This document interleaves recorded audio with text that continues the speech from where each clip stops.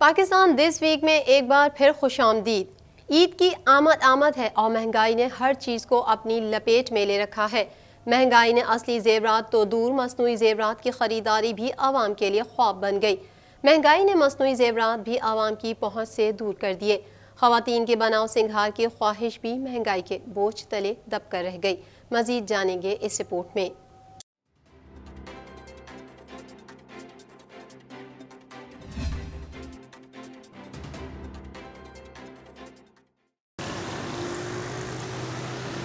ईद की आमद है और महंगाई ने हर चीज़ को अपनी लपेट में ले रखा है। महंगाई में असली जेवरात तो दूर, मसनूई जेवरात की खरीदारी भी आवाम के लिए ख्वाब बन गई है। ईद पर सजना संवरना तो हर औरत की ख्वाहिश होती है, लेकिन ये ख्वाहिश भी महंगाई के बोझ तले दब कर रह गई है। डॉलर और सोने की बढ़ती कीमतों के सबब खवातीन मसनूई जेवरात की तरफ रुख कर रही हैं। इस साल मसनूई जेवरात में सिर्फ चंद ही वैरायटी नजर आ रही है। इम्पोर्ट और एक्सपोर्ट मुतासिर होने के सबब बाजारों में नए डिजाइन के जेवरात मिलना दुश्वार हो गए। मार्केट में झूमर, अंगूठियां, हार और चूड़ियों की कीमतें दुगनी हो गईं। खवातीन ज्वेलरी पसंद तो करती हैं, लेकिन कीमतें सुनकर बेबसी की तस्वीर बन जाती हैं। दुकानदार कहते हैं महंगाई से कारोबार बुरी तरह मुतासिर हो रहा है। डॉलर की बढ़ती हुई कीमत के सबब खाम माल महंगा हुआ है। होलसेल में अशिया की कीमतें दुगनी हो गई हैं। लोग आते हैं मगर कीमतें सुनकर वापस चले जाते हैं। खवातीन का कहना है कि गुज़िश्ता साल की निस्बत कीमतें बहुत ज्यादा हैं। हुकूमत महंगाई पर काबू पाए ताकि हम भी ईद की तैयारी कर सके। इस मौके पर एक दुकानदार का कहना था, 2022 और 2023 के रमज़ान में बिज़नेस में बहुत फ़र्क महसूस हो रहा है, क्योंकि पिछले साल मेरे ख्याल से इतनी शायद महंगाई नहीं थी, तो हर बंदा अपनी समझे लग्जरी चीज़ भी हो या शॉपिंग हो वो अच्छी तरह से कर सकता था। लेकिन इस दफ़ा तो खाने पीने की अशियाओं की वजह से वो अपने घर के खर्चे पूरे नहीं कर पा रहा, तो वो किस तरह से शॉपिंग करेगा। एक और दुकानदार का कहना था, डॉलर की कीमतों से हमारा कस्टमर यूँ अफेक्ट हुआ है कि मोस्टली हमारी जो ज्वेलरी है वो इंडिया से आती है और ये सारी जो ज्वेलरी है ये डॉलर के रेट से आती है। और उसके अलावा प्लेटिंग का जो हमारा सारा मटेरियल है, इलेक्ट्रो प्लेटिंग जो होती है वो भी यूरोप साइड से आता है, वो भी डॉलर के अंदर हमें ख़रीदना पड़ता है। उसके अलावा मुल्क में बढ़ती हुई इन्फ्लेशन को मद्देनज़र रखते हुए कस्टमर जो है वो सबसे पहले नेसेसिटी पे जाता है और ज्वेलरी जो है वो एक लग्जरी है, तो इस तरह वो हमारा काम अफेक्ट होता है। एक और दुकानदार का कहना था, इंटरेस्ट तो शो करती है आवाम, ज़ाहिर है उनको लेना है, जिनको उनको तो लेने ही आते हैं, लेकिन उनको फिर वो उनकी रेंज से आउट हो जाती है चीज़ें। जब डॉलर महंगा होता है चीज़ हमें महंगी आती है, लाजमी बात है हम भी आगे फिर थोड़ा सा महंगी ही सेल करेंगे जिस हिसाब से हमें आई हुई होती है। ज्वेलरी महंगी होने के हवाले से एक शहरी का कहना था, ये आम जो बंदा है यानी कि ज्वेलरी यानी कि जितनी यानी कि अभी 5000 6000 तक पहुंच गई है, यानी कि जो यानी मिनिमम यानी कि जो 3000 की थी वो 5 की हो गई है, जो 2000 के नॉर्मल जो आम बंदा ले सकता था उससे ज़्यादा हो गई है। अब हुकूमत को भी चाहिए कि कुछ ना कुछ यानी कि जो नॉर्मल यानी कि इतना कर दे, यानी कि महंगाई इतनी अप हो गई है कि उनकी रेंज यानी कि नॉर्मल जो कॉमन बंदा है उसको ले सके। पाकिस्तान में सियासी जमातें सियासत का कोई मौका हाथ से नहीं जाने देती। MQM रहनुमा मुस्तफ़ा कमाल का कहना था कि हम कोशिश कर रहे थे कि मर्दमशुमारी पर सियासत ना हो, मर्दमशुमारी पर किसी को सियासत नहीं करने देंगे। कराची में प्रेस कॉन्फ्रेंस करते हुए मुस्तफ़ा कमाल का क्या कहना था, जानते हैं इस रिपोर्ट में।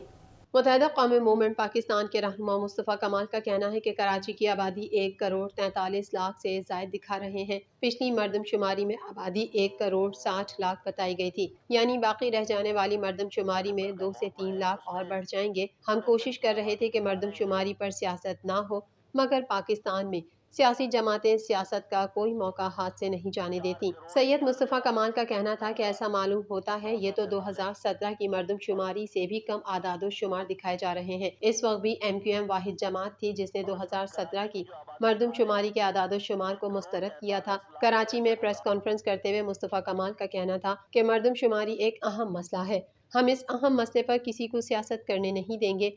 MQM ही वाहिद जमात है जो मसाइल के हल की जेन्युइन आवाज़ है।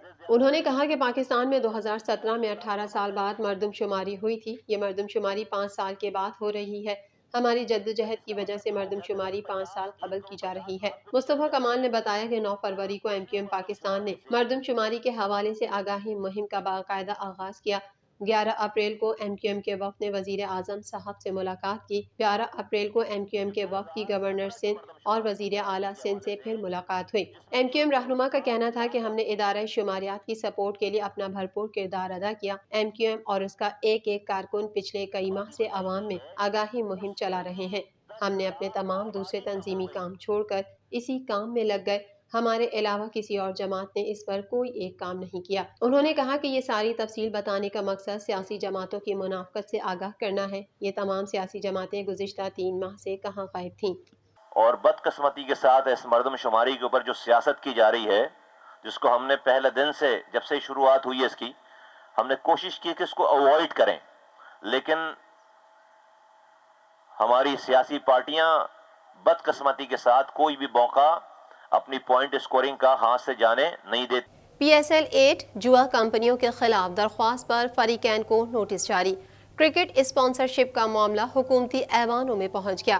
فرینچائزز پر کمپنیوں کے اسپانسر پر پابندی عائد کی جائے۔ جوا کرانے والی کمپنی کی دوبارہ اسپانسرشپ کا معاملہ حکومتی ایوانوں میں پہنچ گیا۔ مزید احوال اس رپورٹ میں۔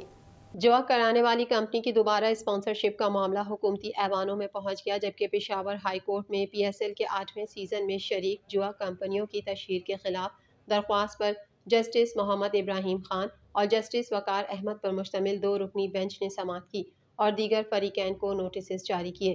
درخواست گزار کے وکیل سیف اللہ کاکا خیل نے درخواست میں کہا کہ ملک میں جوا کھیلنے پر پابندی ہے، لیکن اس کے باوجود PSL کو جوا کمپنیوں نے اسپانسر کیا۔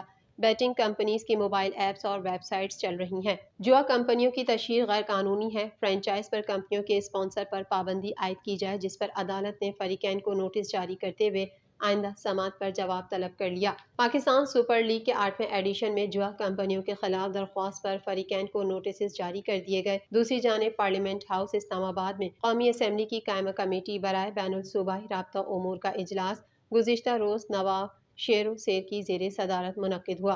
کمیٹی کی رکن شاہدہ رحمانی نے کہا کہ PSL کے دوران بیٹنگ ویب سائٹس کے ساتھ معاہدوں کا معاملہ اٹھایا گیا تھا۔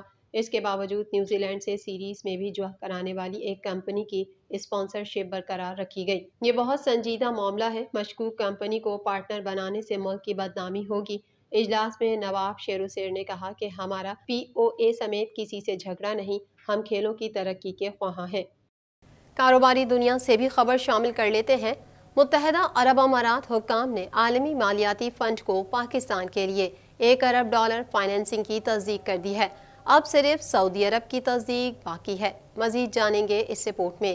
متحدہ عرب امارات حکام نے عالمی مالیاتی فنڈ کو پاکستان کے لیے $1 ارب فائنینسنگ کی تصدیق کر دی ہے۔ اب صرف سعودی عرب کی تصدیق باقی ہے۔ وفاقی وزیر خزانہ اسحاق ڈار کا کہنا ہے کہ اسٹیٹ بینک UAE حکام سے ڈپازٹ لینے کے لیے ضروری دستاویزات پر کام میں مصروف ہے۔ دوسری جانب وزارت خزانہ کے ذرائع کا کہنا ہے کہ اب IMF سے اسٹاف لیول معاہدہ ہونے میں صرف سعودی عرب کی تصدیق باقی ہے۔ ذرائع وزارت خزانہ کے مطابق سعودی عرب سے $2 ارب کی فائنینسنگ اگلے ہفتے متوقع ہے۔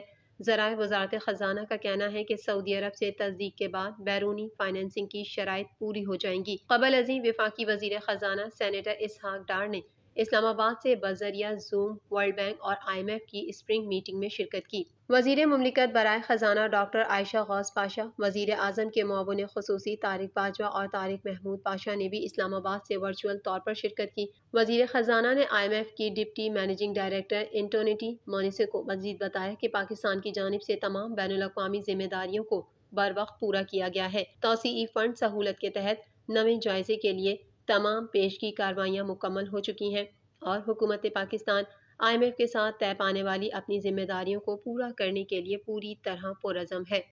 پاکستان دس ویک میں فی الحال اتنا ہی۔ مزید خبروں کے ساتھ اگلے ہفتے پھر حاضر ہوں گے۔ جب تک کے لیے اپنی میزبان کو اجازت دیجیے۔ اللہ حافظ۔